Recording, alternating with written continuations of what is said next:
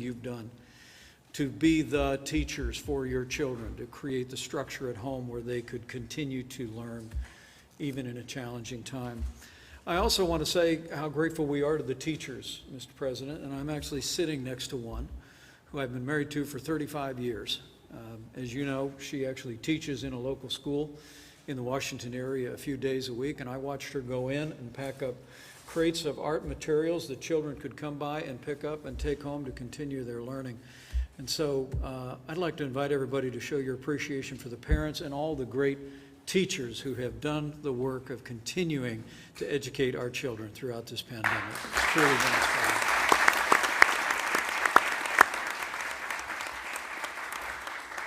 And Mr. President, the American people deserve to know that while we are seeing rising cases across the Sun Belt, at your direction, we're ensuring that states have the resources, the support, the supplies, and personnel that are actually arriving as we speak in states like Texas and Florida and elsewhere to relieve healthcare workers. And to your point, I hope the American people appreciate the point that you made yesterday on the national stage and did so again today, that because of what our healthcare workers have done, because of the innovation and the medicines that we've been able to make available, literally we have seen fatalities decline by 90% from some of the worst moments of this pandemic. And we're going to continue to work each and every day to continue to keep those losses low and steady. We're going to save lives as we reopen our country. Today, Mr. President, as you know, we spoke to the nation's governor on the topic of this summit. We reflected on the fact, as now 47 governors and the governors of 2 territories have announced plans to reopen schools across America, that it's important to do so for a variety of reasons. The First Lady just spoke of this. We ought to well be concerned about children falling behind academically, and there's no substitute for in-classroom learning, for in-person learning, and that's been much discussed at the summit today. But as the American Academy of Pediatrics, so well represented here today, recently reflected, there are social costs, emotional costs, and even physical costs to our children across this country that we spoke of the governors today. It's important that we reopen our schools, as you've directed, for the academic and the intellectual development of our children, but it's also vitally important that we remember, as Dr. McCants-Katz told the governors today, that 7 million American children suffer from either mental illness or emotional disturbance, and they principally receive the care from health and mental services at their school. And so making sure that we're meeting the mental and emotional needs of our children, as well as making advances academically, is what brings us here today. The last thing I'll say to all those gathered here, Mr. President, is from early on you have directed our task force and the CDC to equip families and schools and states with the resources to operate. It was as early as March 12th that CDC issued its first guidance for strategies for school and child care services.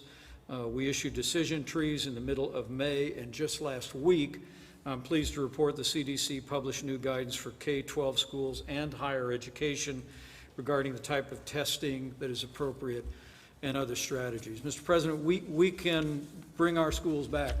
And next week, the CDC is going to issue 5 new documents, how to prepare communities to return safely, decision-making tools for parents and caregivers, symptom screening, cloth face coverings in school settings, guidance, and the rest.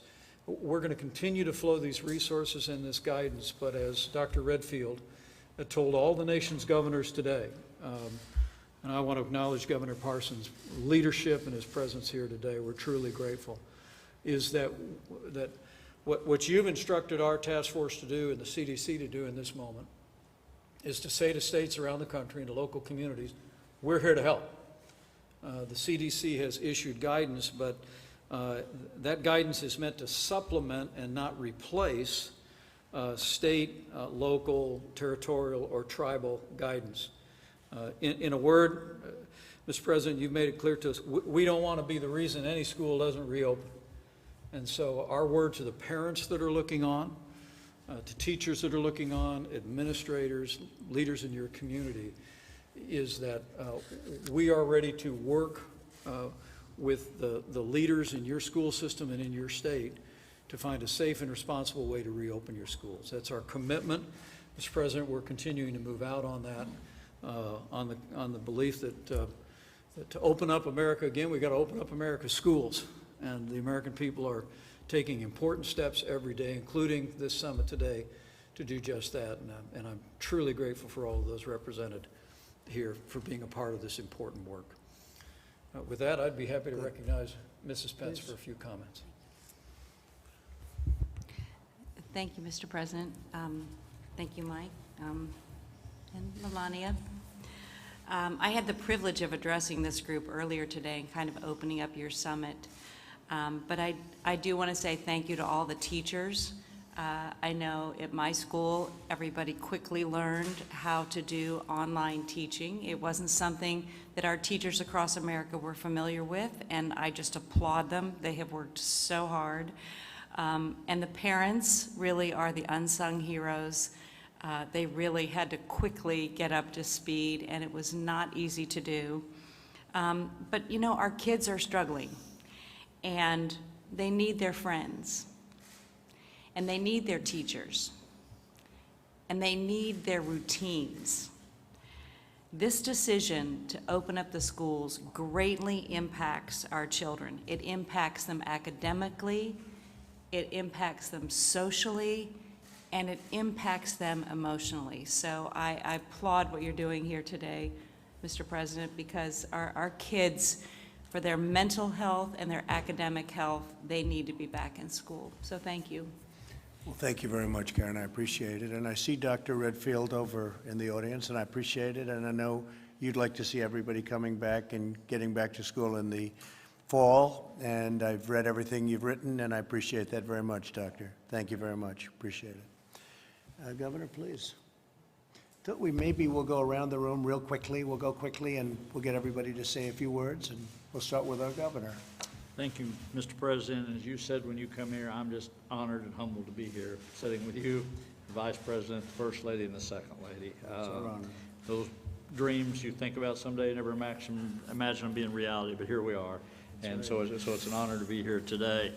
Let me first start off by just saying thanks to the President, the Vice President, for what they've done over the last, well, since they've been in office, to say the least.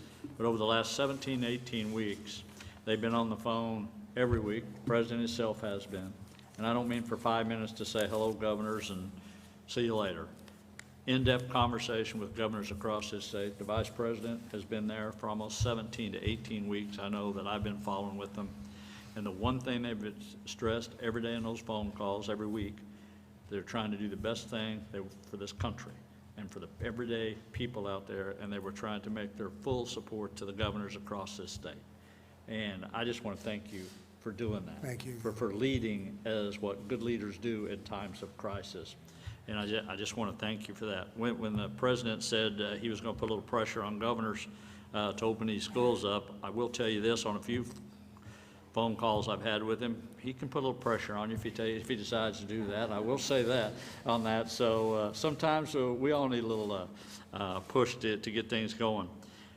What the First Lady said when she talked about the kids was so important to me as a grandparent, as a father. I sit there and I think of all the kids that need to be in school. There's the ones that have the privilege of going every day. That's almost common that we go to school for most of the school kids, but a lot of school kids, it's a safety blanket. It's a way to get nutrition. It's a way to get counseling. It's a way for somebody to help them when they cry out for help. And that's also why getting schools back open is so important.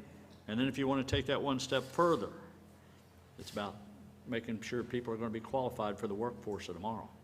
This virus cannot shut our country down or our states down.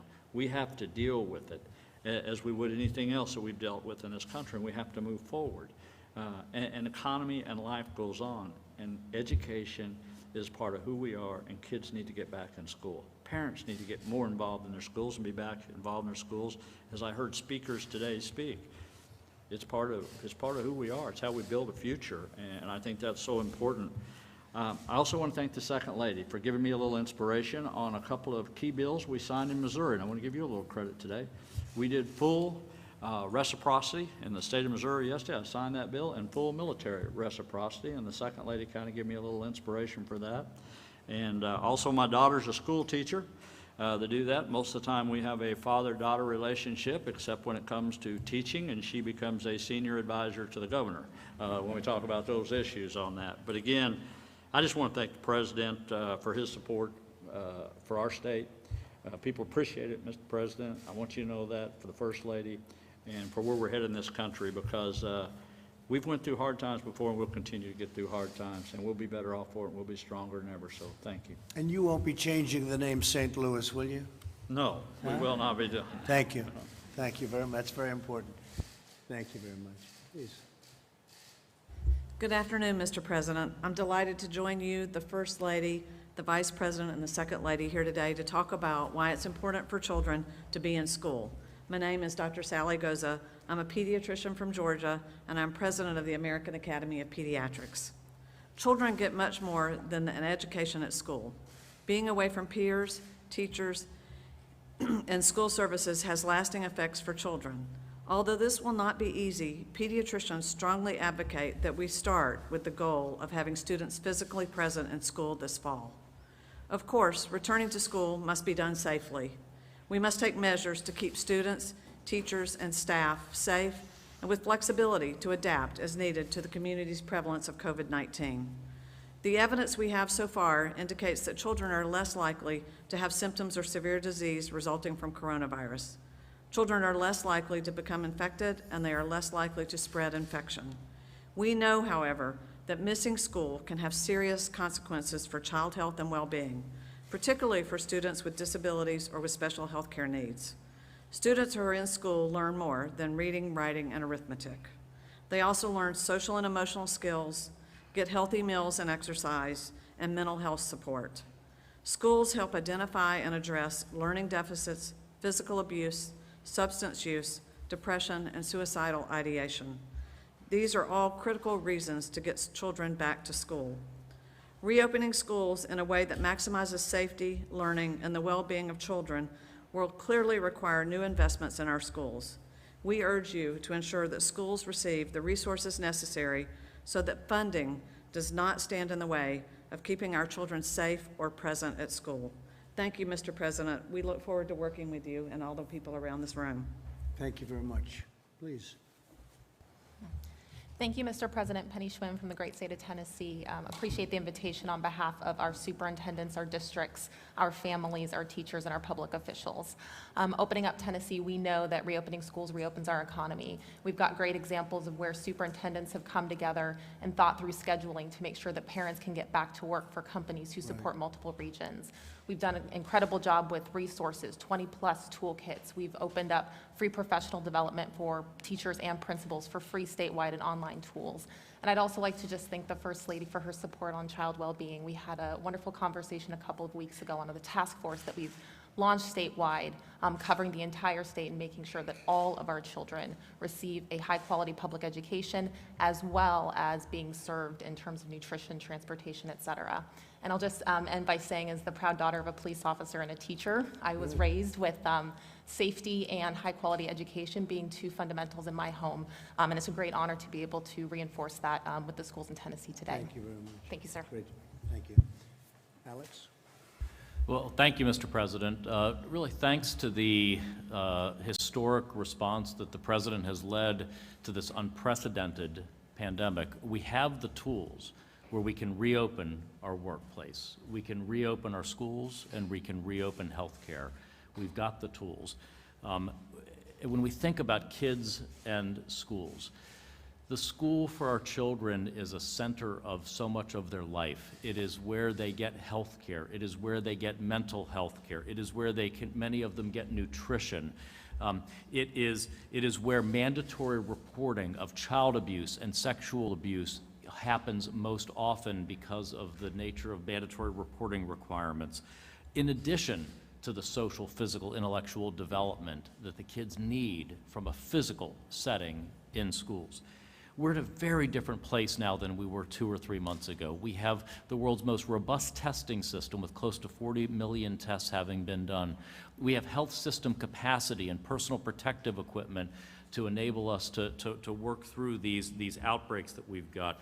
We're advancing on therapeutics, as the President said. We now have remdesivir for hospitalized patients, steroids for lung illness. We have convalescent plasma to treat individuals. And just this morning, the President made a major $500 million investment in a monoclonal antibody that will be a treatment that could, if successful and if approved, could deliver hundreds of thousands of doses as early as late summer, early fall. We have 3 vaccine candidates, and just this morning invested $1.6 billion in a 4th vaccine candidate that could deliver hundreds of millions of doses this fall and into early next year. So it's just a very different circumstance than we ever had before. We know more about this virus. The fatality rate is going down because we're better at taking care of patients with the virus. Our fatality case rate in the United States is among the lowest, if not the lowest, in the developed world right now. And we can reopen our schools safely with what we know. And it's really simple practices of common sense. It's social distancing. It's wearing face coverings when you're in a setting that you can't social distance. And it's practicing good personal hygiene. The tools are there to bring our kids back safely, to protect our teachers and our staff. And it's time to do it now. Thank you, Alex. Good luck with all of the therapeutics. I know you're getting very close, very close. That would be incredible. What are your chances early, like in September? So Regeneron, which is the one that we funded at almost $500 million this morning, they are one of the most advanced. We have several very advanced monoclonal antibody products. This basically takes that convalescent plasma that recovered patients would donate and bioengineers that in effectively unlimited supply that we can do. And so it's a cocktail of multiple antibodies that give your immune system an immediate defense. And we're studying it both for preventing disease as well as stopping the progression of the disease. So it's really very exciting. And that seems to be just working. It's basically, it's sort of the ABCs of what we're doing. It seems to be working. Do you have tests right now that say it does work? Well, you've got the initial trial work that Regeneron did, and that's why we're investing in the late stage development of it. But then we have these other 3 therapies that, thanks to your leadership, we have so many more tools than we had 3 months ago in terms of therapeutics. So we don't want anyone to get sick, but we have much better ways to take care of individuals now than we did 3 months ago. Okay, that's exciting, very exciting. All right, we'll hold you to it September. You too, Doctor. You too, Doctor. Please, thank you. Good afternoon, Mr. President. I'm Patrick Daly, the principal of St. Vincent de Paul High School in Petaluma, California. We're in Sonoma County. I just want to tell you what an honor this is to be here this afternoon. I want to thank you, thank the First Lady, Vice President Pence, and the Second Lady for your leadership of our country. Really, during a very difficult time, for the First Lady's love and protection of children, very important to me. And being a father of 4 kids, three daughters and a son, it is very important. We plan on opening April 10th.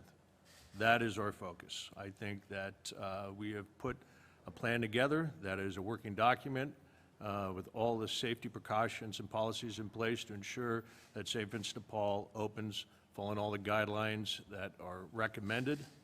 I think that, as you stated earlier, this should never be political, and I think at times it has become very political in many school systems throughout our United States, and I think probably particularly in California. So we were very excited about the possibilities of the fall, and we have 3 plans. One would be the reopening, which we plan August 10th, and then a hybrid plan, which is 2 days on, 1 day off, 2 days back in. And then, as I mentioned earlier, God forbid if we had to go back to the distance learning. I just don't think it's beneficial to boys and girls 14 to 18 years of age. And particularly, I really feel for the parents of elementary school children who are trying to work and provide for their families and at the same time having to stay at home and teach. It's very difficult, and I hear that a lot from our own elementary school. But I can't thank you enough for your leadership of our country, and thank you for this honor. Well, good luck with your plan and getting them open, and hopefully you can do 5 days instead of the 2 and back and forth. I know you want to be able to do that, so you'll try. Thank you. Very much. Great job. Please, Hello, good-looking person this is, huh?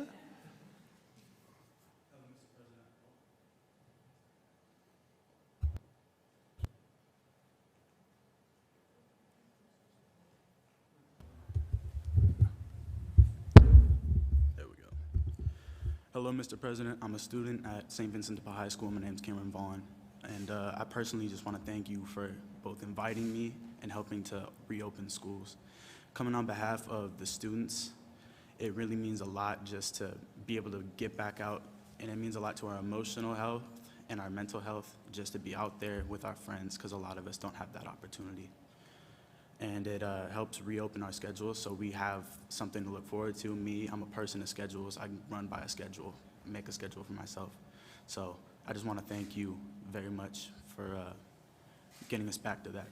Great job, really great. Thank you very much. We'll get you back, okay? We'll get you back soon. Thank you.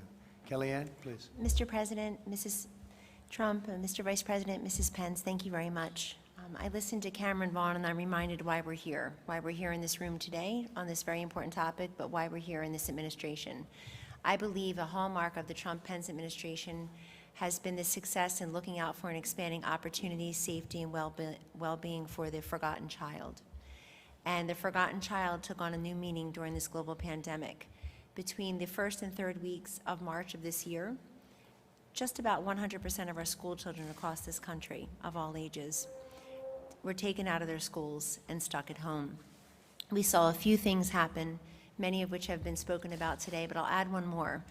The digital divide was laid bare in that so many of our students could not access basic digital assets to allow them to confidently and competently complete their schoolwork and to learn and to thrive. The schools are our central nervous system because our students are the heart and soul of our nation.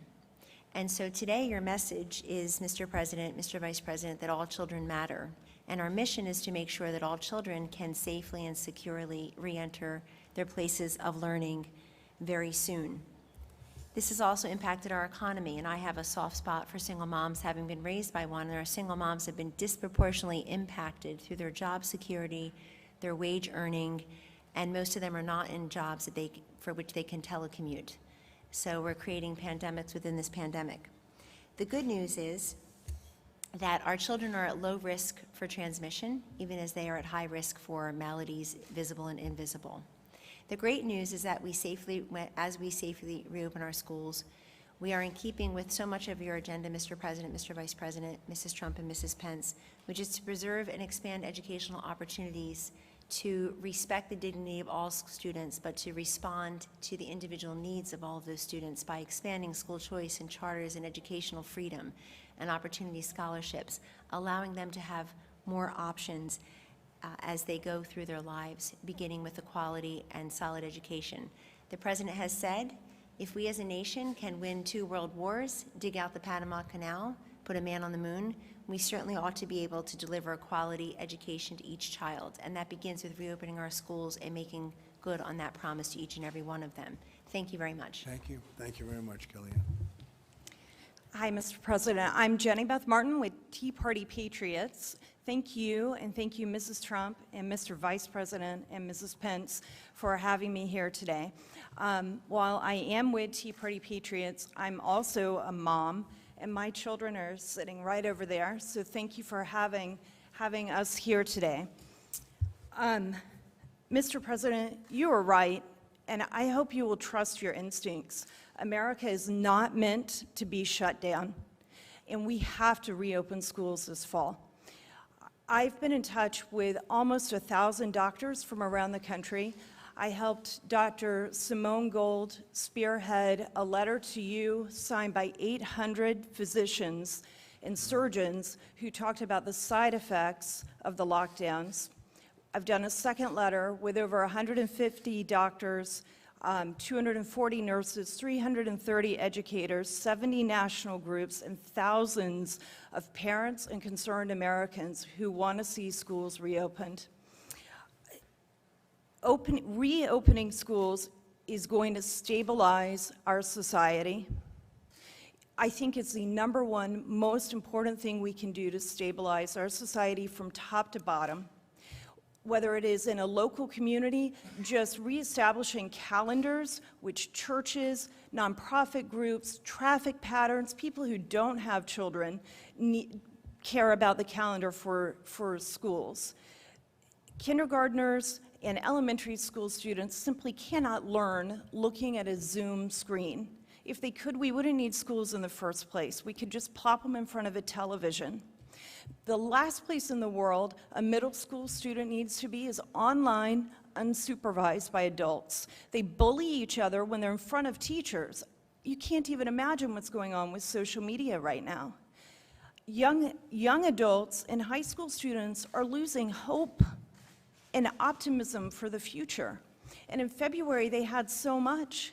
And now we turn on the television and we can see the destruction that lack of hope and optimism is causing.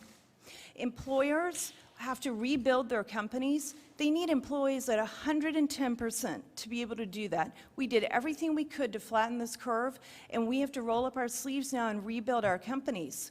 But we can't do that when employees are dividing their time between taking care of their children indefinitely for who knows how long, and trying to get their job done. I have one employee who has 5 children.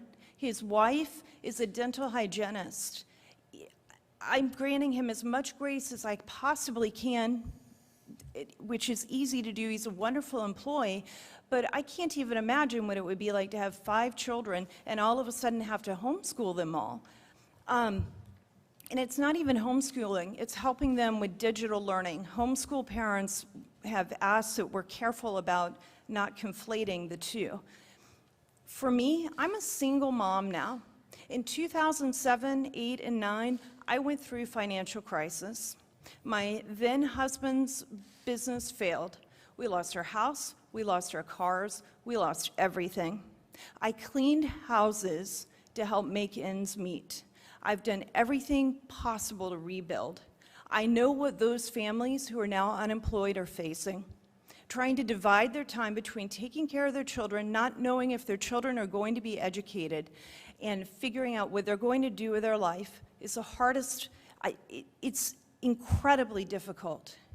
And for people who think, oh, we can just work at home, or we're essential, you're an essential employee, it sends the wrong message. Every single person in this country is essential. We are the United States of America. Every one of us is essential. Every one of us is important. And not every single family can afford a computer so that their children can be online at the same time, or Wi-Fi, as Kellyanne was just talking about, to be able to do Zoom all at the same time. So families are suffering and the education is suffering as well. And as a single mom, this situation is ripping me in two. You cannot be in 2 places at once, physically or mentally. And I'm doing the very best I can to take care of my children. Their father, when they're living with their father, he does a great job taking care of them. But when they're with me, I'm doing everything I can to take care of them, help them prepare for their senior year of high school, make up prom, dealing with whatever else we have to deal with from the shutdowns, and run a company and work. And it's impossible. It's impossible to do what we need to do. So the schools must be reopened. It will stabilize our country. I cannot thank you enough for doing this today and sending this message. And the doctors who I've been working with, they want to do anything they can to help calm the fear that is permeating our country. They understand we have to have a healthy respect for the virus, and we have to be able to live our lives. And they and I will do anything we can to help you with that. Thank you very much. Great job. Looks like you're doing a good job. Is your mother doing a good job? She good, right? You said the right thing. Okay, great job. Thank you very much. Mr. President, First Lady, Mr. Vice President, Second Lady, on behalf of the great state of Tennessee and Governor Bill Lee, I want to thank you for all of the help and resources and support that you and your administration have provided us. You guys have been accessible, you've been responsible, and that means the world to us in the states when we're trying to do our jobs. I'm Dr. Lisa Piercy. I'm the Commissioner of the Tennessee Department of Health. I'm also a pediatrician and a mother of 4. And I know very clearly that education and economic prosperity are key drivers of health. We know in Tennessee that kids have to get back to school and parents have to get back to work. It's paramount for our economy and it's paramount for the health of our nation. And we're doing our part in Tennessee for that effort. And thank you Yeah, again. thank you, and say hello to Bill, please. Thank you. Doctor? Thank you, Mr. President, First Lady, Vice President, Second Lady. I want to really, today was a really terrific day because it took Americans' children, put them in the center, and said this is not going to be a unilateral and a unifocal, one-dimensional discussion about COVID-19, but a discussion that transcended that single moment and brought in the other issues of mental health, academic health, emotional health, and really said that it's important to the whole child to have the availability of schooling. And I think having that discussion that was multidimensional, having teachers here and students here, and the health commissioners here and the secretaries here was really very helpful because I think it not only put the child at the center, but also made it clear about how important these other issues are that are beyond COVID-19 in the health and welfare of our children. And so the discussion was terrific, and I think we have a way forward. Thank you very much. Thanks, Tim. Thank you, Mr. President, so much for including me in today's event. I think I'm on now. Thank you for including me so much in today's event. I want to thank you. I want to thank the Vice President, the First Lady, and the Second Lady for your comments and for all the concern you've had for the education of our children. I come today as a parent, as an OBGYN physician, and as the managing partner of my practice. This has been a very scary, but also a very enlightening experience to have walked through. It's been quite the challenge, and I will say quite the challenge. But the first thing I want to say is it's so important to get our children back in school. Our higher education students, our high school students, and our middle school students are so embedded in social media already. What they need is that social interaction with each other and with adults, because without that, I fear what our society is going to look like. The preservation of society is reliant upon the interaction of these children day to day, face to face with each other. I also saw the anxiety of my youngest child, who's here today with me, Macy, back on that side. I saw her anxiety when she came home from college. The anxiety of not knowing how her education would continue, of then trying to set up the Zoom meetings and make it happen, but more importantly, not having the opportunity for those in-person tutorials or that in-personal relationship with a professor to complete her courses. And I think her courses did suffer because of it. She's a good student and it wasn't dramatic, but I can only imagine what it was like for other students. My eldest child had a learning disability. To try to bring him home and do this education online without that in-person benefit, without the tutors being there present, would have been a disaster to his now very good career in Richmond. And I just fear for that student especially. As we go back to school, I think it's very important that we also educate these kids, because they sometimes do rise above it and feel as though they don't have the mortality or the morbidities or that problem of interaction with each other. They will have new family units. My daughter will be in an apartment with 3 other girls. They will be the new family unit. And it's important that we educate them for that, for when they come home, that they realize that their elders, their grandparents, and all are now vulnerable to them. That family unit has changed. But we can do this, and we can teach them. And masking, they've learned this. It's important, but we have to reinforce this at the college level to keep it ongoing as a priority. And I know that we can do it. The other thing that I, as a physician, am a strong believer in is herd immunity. And what I'm not proposing is that we put all of our students in a big vat and only the survival of the fittest come out antibody positive. I'm not saying that. I do think it's important to stop this tremendous isolation that keeps the virus as the winner. We need to get out. We need to have the vaccines to help us. We need to have the interaction that helps to get that immunity so that we can protect our vulnerable, and we can protect our elderly, and we can protect those younger folks with comorbidities, because we've got a society that is immune to the virus, and we can put the virus back in its place. And finally, I just want to, again, thank you for being here. Thank you for hearing me out. And thank you for putting education of our children in the utmost, and for putting our economy in that place too, because as a business owner, when I have parents who have to come late or leave early in order to educate their children and yet run a business at the same time, as this lady stated, it is incredibly difficult, if not impossible. And we want to maintain their jobs. We want to maintain their work ethic, but we also want to maintain the intelligence of their children and of our future. And so I thank you again for your interest in this and for letting us be here. Thank you. I think it's very important to note that we've done it right. We closed up. We were amazing the way our great citizens adhered to what we wanted to do, and we saved, I think, millions of lives. Now we want to be open. We understand the disease much better. Nobody knew what this was. Nobody had ever seen it before. There's been nothing like this since 1917. That's more than 100 years ago. But we saved tens of thousands of lives, hundreds of thousands of lives. And now we're open, and we want to stay open, and we will stay open. We're not closing. We'll put out the fires as they come out. I call them embers and fires and whatever you want to call them, but I think it's very important to note what we've done. We've saved literally hundreds of thousands of lives. I was going over numbers before with the Vice President, and if you looked at 1 million, 2 million, 2.5 million, those are all reasonable numbers to what we could have had. Right now, we're at a number, as you know, far lower than that. And where would you say we are today, Mike?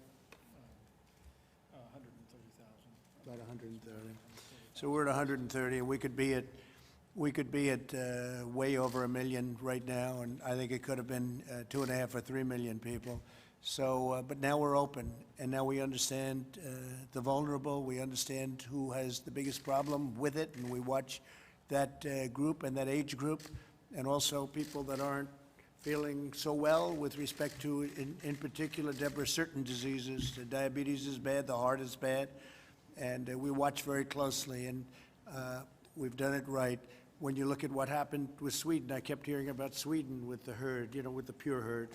The herd concept of opening up and keeping open, all of a sudden it exploded. You look at what's going on in Brazil and a couple of other places. So we've really done it right, but now it's time to be open. It's time to stay open, and we will put out the fires as they come up, but we have to open our schools. It's so important to open our schools. And what you said from a psychological standpoint with respect to staying home any longer, you can't do it. You can't do it. That has great dangers also. So that's where we are. We're not closing. We'll never close. You'll have certain areas that will have difficulty, and they'll do what they have to do, and that'll be up largely to the governors, but it's also, they're in very strong consultation with us. We're supplying them with tremendous materials and gowns and masks and anything else they need, and they should be doing it themselves, but we've made a lot of governors look very, very good. We've made a lot of governors look very smart that weren't so smart, and some have just done a good job right from the beginning. I could give you a list. I could grade them. I could grade them out from 1 to 50, and you'd be amazed. You might be surprised at some of them, both good and bad. But I thank you very much for your remarks. I think it's very important. What you said, I think, is very important. Please. Mr. President, First Lady, Mr. Vice President, Karen, it's great to be here and to represent the great state of Indiana as president of Ivy Tech Community College. We are Indiana's community college, so 160,000 students across our great state. And I just maybe want to remind you, as we talk about higher education, the true workforce engine that community colleges are for our nation and how important they are, and the students that we serve. So let me just speak a little bit. We don't serve as much the 16 or 18-year-old, though we have many traditional students. It's often the single mother that we heard about, 29, 30-year-olds and beyond, coming back part-time, and how important it is that they have access to community college. They're also typically the lower income. Our first-generation students are students of color, those that really do need to have the opportunity for the American dream. So this has been incredibly important that we continue to run. And so we have. We've been virtual. We were virtual this summer, and as of Monday, Vice President, we are doing completion academies on campus to ensure that those nurses and welders and all that need the hands-on and labs courses, that they can be out there joining America's new jobs that are coming and being part of a strong economy. So we've appreciated the great support, the CARES Act, all that's gone on. We will operate. We will be face-to-face. We will be hybrid. We will be online. We will be virtual. And for our single moms, we'll even be learn anywhere, which means that they can decide week to week if they can come on campus or be virtual or be asynchronous. So we know we have to change to meet the needs, but we appreciate the great support of this administration. Thank you. And we will continue to work on behalf of ensuring that this economy has the workforce and success that it needs going forward. Thank you very much. Thank you. Thank you, Mr. President. I'm Fess St. John. I'm the Chancellor of the University of Alabama system, which includes the University of Alabama, Good. UAB, UAH, and the Academic Medical Center at UAB. It's an honor to be here. Appreciate your hosting this. When this pandemic started and we had to send all of our students home from our universities, many of us were afraid that this would be the disruption of higher education for all time, that they would learn that they could learn as well on their computer from home as they would on their campuses. One thing this has taught us is we're not worried about that anymore. Right. Our students are yearning to come back to campus. They want to be there.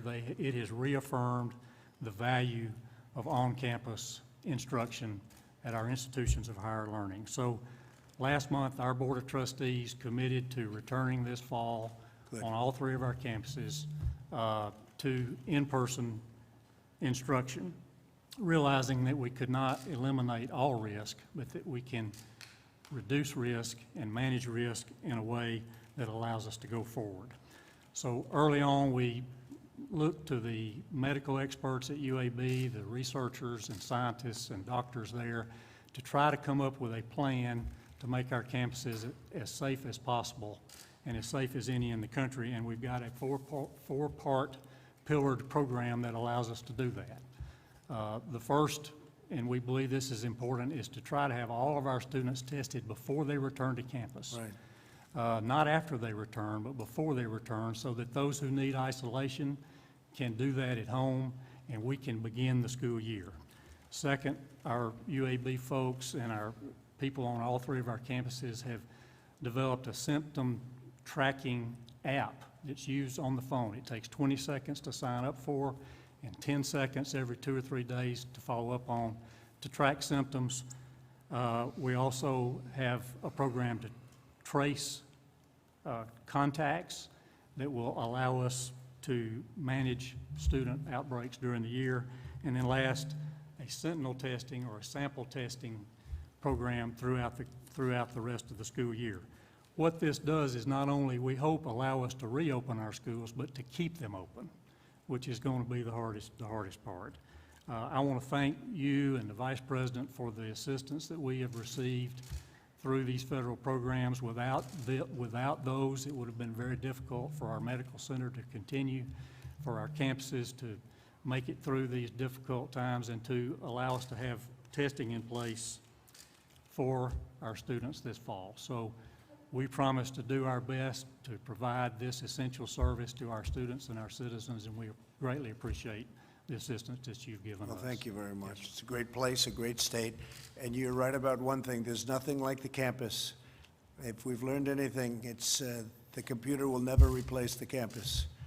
They thought it would for a while, didn't they? But it didn't. After about We've 2 learned weeks, we figured out that it's much better to have it the old-fashioned way, right? Yes. That's great. Great statement, actually. Thank you. Thank you, Mrs. Thank you, Mr. President, Mrs. Trump, Mr. Vice President, and Mrs. Pence. I'm a third-grade teacher at Blessed Sacrament Catholic School right here in Washington. I believe, Mr. Vice President, you mentioned some heroes shortly ago. I agree with you. The parents, I couldn't have done this for the past few months at home without the community of parents that we have at Blessed Sacrament School. And I guess the teachers are heroes in their own way.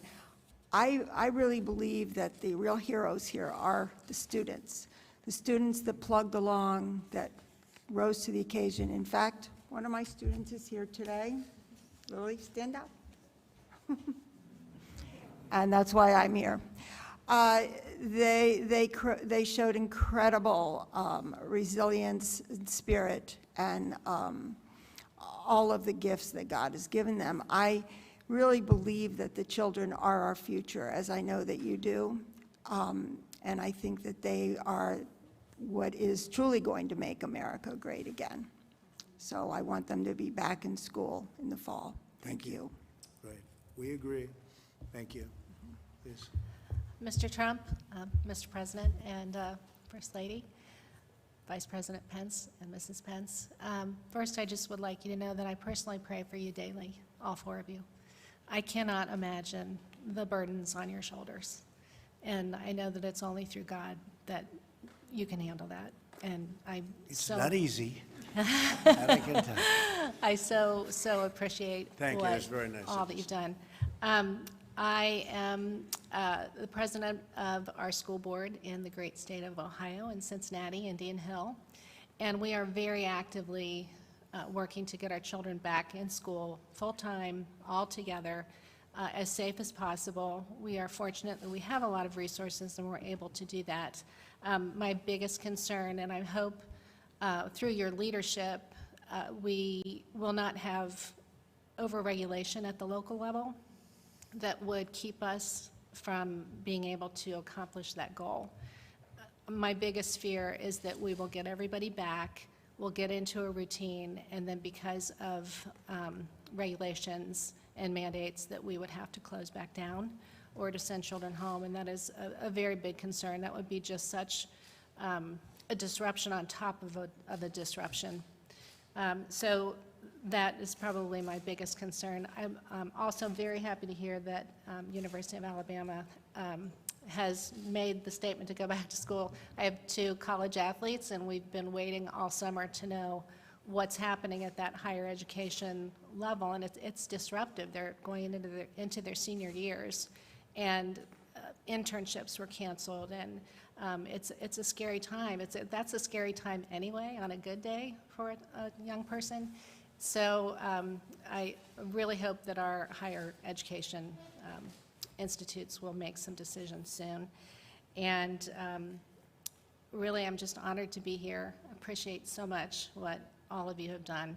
And however we can help, please don't ever hesitate to reach out. Thank you very much. And will Alabama be playing some great football? What's going on with Alabama? Mr. President, that's not the first time we've heard that question, I can promise you. We are planning to play the season at the University of Alabama. Good. Understand that creates great difficulties and complexities, and we're hoping for that. It's important to a lot of people, but we're doing our best on that one, too. It's true. And say hello to the coach. Great coach. Yes, sir. Thank you. Mr. President, well, I don't know about Alabama, but the University of Miami is going to be playing. The U's in the house. Yes, it's a hurricane in the building. I'm Johnny Taylor, as you know, and I'm your appointee, and I want to start by saying thank you. I remember being right across the hallway in 2017 when you appointed me to be your advisor, the chairman of the President's Board of Advisors on Historically Black Colleges and Universities, HBCUs. And frankly, there were people who questioned whether or not anything would really come of that, and if you were really committed. I remembered visiting with the Vice President in the room just across the hall, actually, and you met with 60, almost 70 of our historically black colleges and university presidents. They came to visit, and you all welcomed us. I remember meeting with Secretary DeVos early on, and there was all of this commitment to HBCUs, and frankly, the naysayers didn't think you would make good on it, the three of you, and you did. So let me start by thanking you. Thanking you for remaining committed to the country's 101 historically black colleges and universities, and allowing me to be the chairman of the board that advises you all collectively on HBCUs. So thank you. Listen, you've done great by us so far. I mean, since 2017, every year our budgets have increased, but not just financially, but the true support of our institutions. And this today is yet another example of your advocacy, your support of historically black colleges and universities that is giving us the safe space to return safely to campus. We need to bring our students back because, frankly, without these institutions, these great institutions, many of our communities, our fragile communities, will suffer in ways that people just can't quite put their arms around. There are three things that I will point out very quickly. First of all, online education, the virtual education, while it's wonderful, it's not as good as the in-person education and the higher education space. And our students, many of them who come from the most fragile of communities, and many of them didn't get high-quality secondary educations. When they get to the post-secondary space, they need their teachers. They need to look across. They need to come to office hours. They need the assistance. And so we need to encourage these colleges to open so that their students can get the best education and truly experience the American dream. Secondly, HBCUs are economic drivers in many of their communities. In many of these communities, they are the largest employer. And you were kind enough to create opportunity zones, but you know, when the schools are shut down, there's not much opportunity going on. So we need these schools to be open, Mr. Vice President, Mr. President, Secretary DeVos, so that we can get the surrounding community can go back to work. A lot of those businesses are struggling if we shut these campuses down, and they've been struggling for a significant period of time. So it's also just smart business. Small businesses need this. And then finally, the entire country right now is engaged in a discussion around racial tension and the need for diversity. And corporate America in particular wants us to do something about it. Well, HBCUs play an outsized role in helping solve for that problem. Historically, we've created disproportionately black leaders, teachers, doctors, lawyers, judges, et cetera, far more than the 101 schools should be punching. They're actually punching above their weight. And therefore, if we're going to commit long-term to addressing the racial inequities and issues of discrimination in our country, HBCUs have to be a part of that. And you do that by getting these kids and these faculty members and these administrators back to work.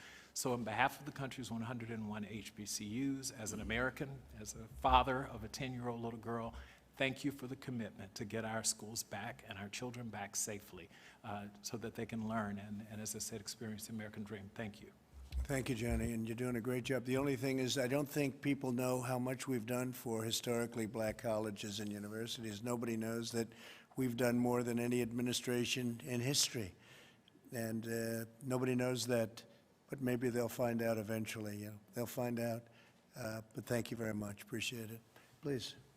I'm Brad Weller from Shippensburg, Pennsylvania, 7th grade science teacher. Thank you very much, President, for being here and doing all this. First Lady, Mr. Pence, and I really, really want to thank Karen Pence for stealing all of my information I had written down this morning, and then she did it again after I wrote new stuff down just here this afternoon. So, appreciate it. No, I'm going to keep this short and sweet. We're ready to go back. We literally are ready to go back. I know our students, I know I have 3 kids at home, they want to go back. It's time. It's time, just like your economy, which is the greatest economy ever in the history of the world. I appreciate that. You had to slow it down. The momentum was gone. We did the same thing to our students last year. Their momentum was, I mean, they were rolling. They were a well-oiled machine. And then all of a sudden, just, you had to throw it in park. If we just have to change gears a little bit this year, you know, that's one thing we can do, but to throw it in park again, I don't like that option. Thank you. You're right.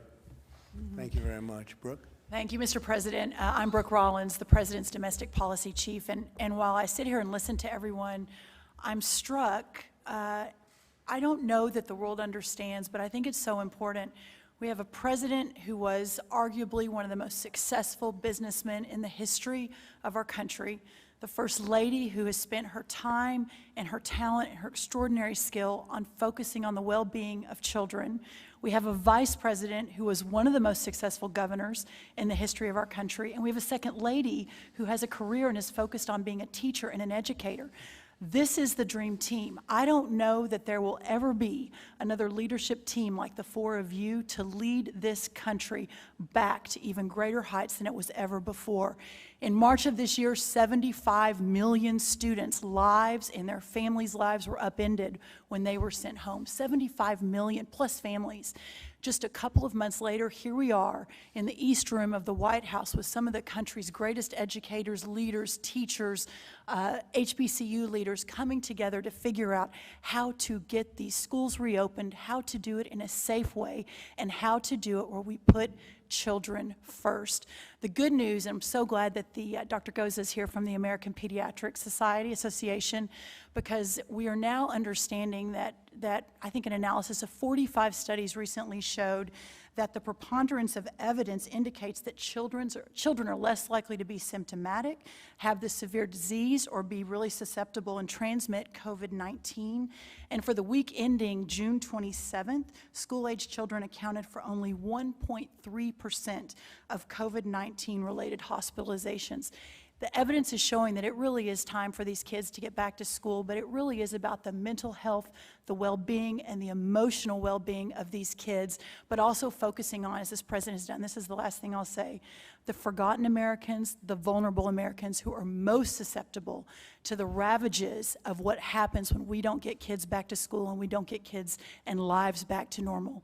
As the mother of a 5th grader, 7th grader, 8th grader, and 10th grader, there is no doubt in my mind, representing all the moms in this country, that we'd really love for our kids to get back to school, but it's about so much more than that. It's about the well-being and safety and economic prosperity of this country. And having this dream team, along with Kellyanne and Secretary DeVos, Secretary Azar, and our teams here, this country needs to know that we are fighting every single day for every American and to ensure that we can reopen safely and make sure that it's done in the proper way. So thank you, Mr. President. Thank you, Brooke. Thank you very much. Please.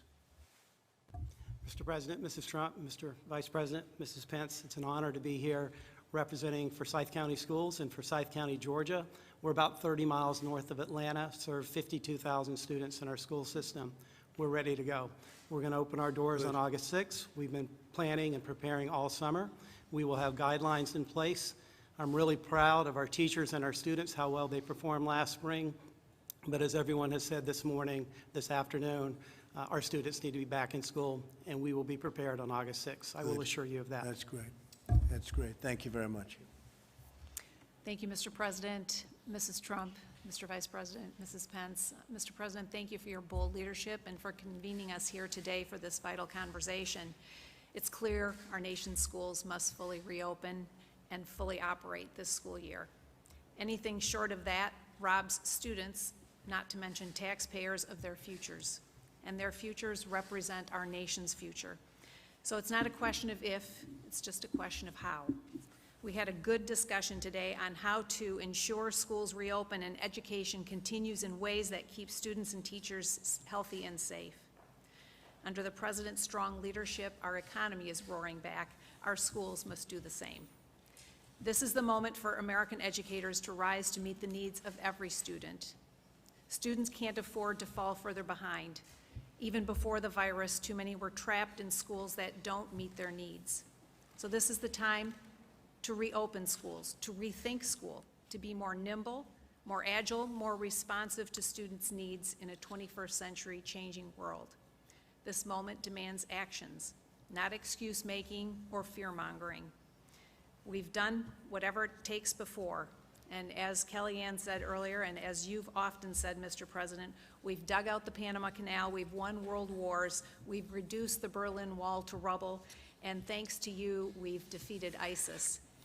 With grit, determination, and grace, we can do what's right for all students and ensure they are back in school. Thank you. Thank you very much, Betsy. Appreciate it. Very nice. Please. Good afternoon. Thank you, Mr. President, First Lady Trump, Vice President Pence, and Second Lady Pence. It's an honor to be here. My name is Nicole Washington. I am a trustee at the Florida Agricultural Mechanical University in Tallahassee, as well as Miami-Dade College in Miami, Florida. As you both well know, our schools didn't close. In many ways, the pandemic accelerated a trajectory that we were already on to use technology to expand services and programs to students. It's not been easy. I actually had the pleasure of teaching a class, a synchronous class this summer at the University of Miami. And I applaud all of the faculty and the staff who have had to pivot on a dime and provide these services to students. Florida A&M is actually going to Oakland. We're going to invite all of our students back in the fall. The board made this decision based on a McKinsey survey that found that only a third of our students would likely stay if we chose to remain remote online for the fall. Students would choose either better online options or options closer to home or more cost-effective measures.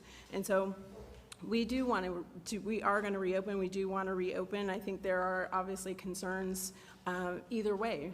If we remain virtual, we have enrollment concerns, student engagement concerns, as well as budgetary concerns. And then if we open, we have to be very cognizant and vigilant about health and safety, liability concerns, as well as the costs associated with reopening. We're very thankful for the CARES Act additional allocation for testing, tracing, sanitation. That will be a recurring cost going forward. What I would like to close on is the pandemic dispelled the myth that higher education can change on a dime. Our institutions are printing PPE. We've expanded student services virtually and online that we didn't think we could do. Our students are creating apps. And I hope that we encourage those innovations to continue after we return to the new normal, and provide high-quality, just-in-time services to accommodate our students' preferences and their schedules. So thank you. Thank you very much. Thank you. Please. Thank you, Mr. President, First Lady, Mr. Vice President, and Mrs. Pence for the honor of being here today. My name is Delaney McDonald, and I'm the student trustee at Middle Tennessee State University. I was actually homeschooled all my life by choice, not because of a pandemic, so I really understand what people have been going through. And I was honored to receive the Buchanan Fellowship at MTSU, which is the highest academic scholarship given to incoming freshmen. I was heavily involved on campus. I actually served as the student body president as well, so I know the extreme importance that the campus environment has on student success. My fellow students across the nation have lost a lot this year, and it is important to all of us to safely return to campus this fall. My university has done an exceptional job of updating the students, of reassuring them that they are tirelessly working for our safe return to campus. And I'm honored to be here today, included in this discussion, and I'm really excited to take back what I learned to my fellow student body. Thank you. Thank you very much. Good afternoon, Mr. President, First Lady, Mr. Vice President, Second Lady. I will brag on her. She is an MTSU student. I'm the president of Middle Tennessee State University. We attract the best and the brightest, not only in the state of Tennessee, but from around the United States. I like all the participants here this afternoon. I am honored to be a part of this very important conversation regarding the reopening of schools, colleges, and universities. For the past 20 years, I have served as president of this great institution. We are 37 miles southeast of Nashville. Our university was established in 1911, and we are right now one of the largest undergraduate university in the state of Tennessee. We have grown tremendously over the years, and we are proud to be one of the Princeton Review 2020 300 plus best university in the United States of America. We're doing some incredible things there at that university. We have 22,000 students, a very diverse student body. 38% of our freshman class, first generation, and we are proud of that. 40% are low income. Our average ACT score is one of the highest in the state of Tennessee. We are a major comprehensive university. And each year for the state of Tennessee, we produce more degrees than any university, 5,000 degrees each year MTSU produces for the state. Now some highlights of our decision to reopen. We stepped out. We were the very first university in the state of Tennessee to announce that we are going to reopen for the fall, in-person classes. But in reality, Mr. President, we never closed. Because of the nature of our student population, many of our students had nowhere to go in March when a lot of schools closed down. And so we kept our residence halls open. We kept our cafeteria, and we provided the same service, obviously taking consideration the virus. And so we feel that we have the experience of actually operating a university in a pandemic. We regard the health and the safety of our students and our employees as priorities. And it was really interesting as we were making this decision. We have a very active parents' Facebook page, sometimes too active. We have a very active student body Facebook page, and so we surveyed them. We surveyed our parents and our students, and we asked them their feelings about returning and would they return. The vast majority of both our parents and our students from that survey indicated to us that they would want our university to be opened. So my executive team that made these decisions, including the doctor of our health center, we decided that we were going to put together a plan that would make our parents and our students confident. We can't guarantee anything with regard to this virus, but we felt if we communicate with them and put a mitigation plan together, and I have two of my colleagues here from the state of Tennessee who've met already, and my university had a meeting, was it last week, Commissioner? She brought her staff down. We have put together a very strong mitigation plan that deals with testing, contact tracing, and isolation and quarantine if needed for our students. I want to just give a brief overview of how the CARES money really helped our university, Mr. President. As we look at pivoting from in-person to online and remote, we always had a strong technology operation, but we needed to build a stronger one that would provide the quality education to our university. So we invested $6.9 million. 3.4 of the 6.9 came from the CARES Act. And this investment allowed us to purchase the newest instructional technology to facilitate teaching and learning at the university. What does this mean is that regardless of where a student is, every single class at our university is going to be captured electronically, and it's going to be archived. And students would be able to access those lectures at any time, anywhere, which means if a student gets sick or they have to attend to a sick parent and they can't make it to class, or they are not going to be disadvantaged as a result of this technology. And so we believe that is in the best interest of our students to open up, to provide that top quality education. We feel that for our students, our university provided 459 laptops, free laptops for our students, 673 internet hotspots, free. For our faculty, 101 laptops, 235 internet hotspots. And so I close with this, that we must understand the demographics, we must understand our community, and indeed, we must understand some of the challenges that we are going to face in higher education. And because of the demographics of our student population, we've worked very hard to address the issue of the desperate and disappropriate amount of minorities and people of color and low income that are being affected by this virus. And so we've partnered with one of the sororities, the AKAs, and they have put together an incredible package of information that will be given out to our students as they return.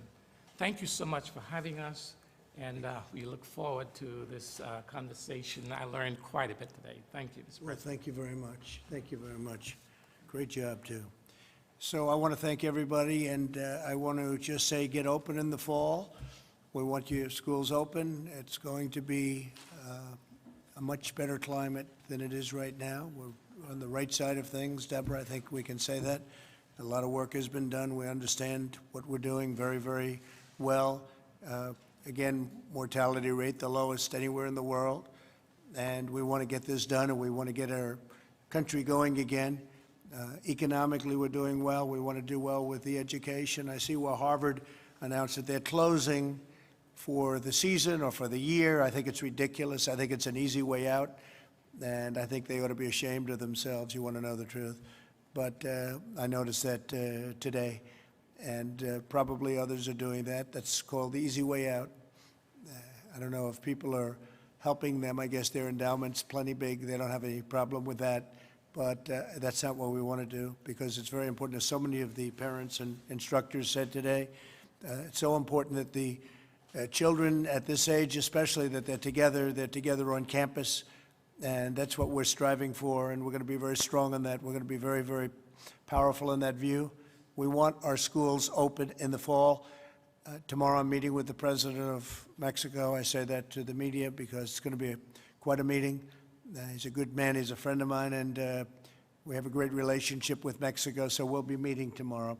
Thank you all very much. Thank you. Thank you very much. Congratulations, everybody. Thank you.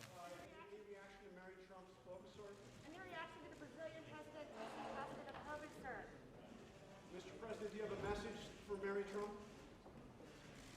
Mrs. Trump, are you sending Barron back to school?